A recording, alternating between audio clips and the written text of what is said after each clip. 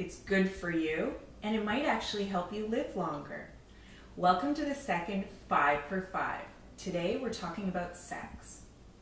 We're not supposed to. There's a lot of shame around sex and masturbation, but today we're going to start changing that. The older we get, the less we're supposed to need orgasm. But women in their 40s have the most intense orgasm. I think Mother Nature did this for a reason, and there's a growing amount of science to back this up. Researchers in peer-reviewed studies link regular nookie with lower rates of everything from heart disease to breast cancer, depression, incontinence, and stress relief.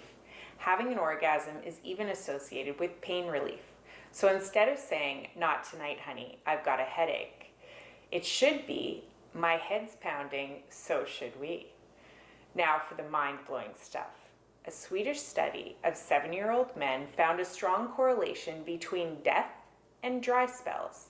Another linked regular sex with longer telomeres. But the one that blew my socks off was an English study that interviewed middle-aged men about their sex lives and then checked in with them a decade later. The ones who had sex once a month or less were much more likely to have died than the ones who had sex twice a week. For all the single people out there, all the health benefits of orgasm apply to masturbation as well. Just because we know sex is good for us doesn't mean we're immediately turned on. The clitoris isn't a button we push. I've found passion is as much about my mental state as it is about the physical. Sex isn't always easy, especially in long-term relationships. The deed is about passion and risk and excitement, and those things aren't always present in a long-term monogamous relationship.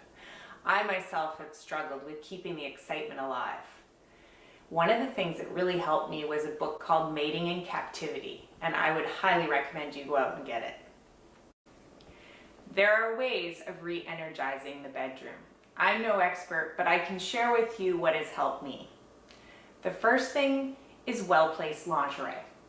We all know that sometimes we're not feeling our best, and accentuating our favorite parts always makes us feel sexier. Let's not forget that our brain is our largest sex organ. So if you feel sexy, you will look sexy. My second tip is dedicated sexy time. Get a babysitter, schedule it into your week.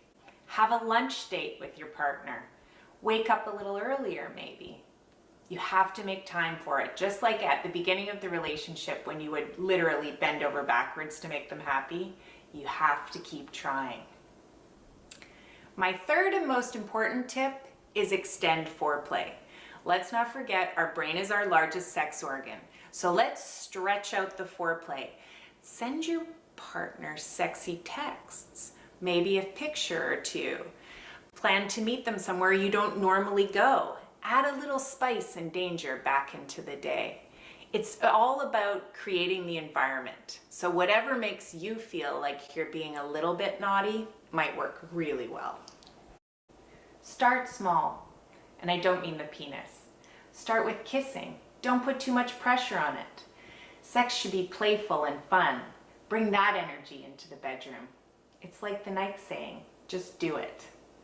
Thanks so much for joining me, and I hope you feel comfortable to comment because I'm very open-minded and I would love to hear your stories.